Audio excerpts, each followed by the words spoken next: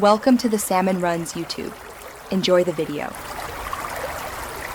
You start by ensuring power and a clean Bluetooth slate. Charge the major V above 20% or plug in USB power so resets aren't interrupted. Turn the headphones off and wait until the LED is fully off. This prevents mode confusion.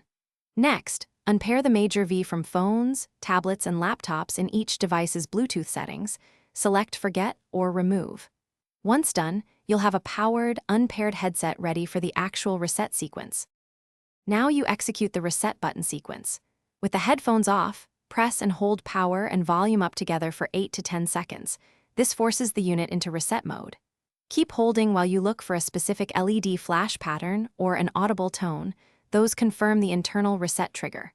Make sure to keep steady pressure. Intermittent presses may only enter pairing mode.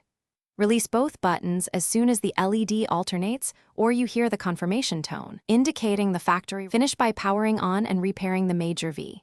Turn the headphones on, and if needed, enter pairing mode by holding power for 2 to 3 seconds until the LED flashes. On your phone or computer, select the major V from the Bluetooth list and confirm connection, then play audio to test left/right sound.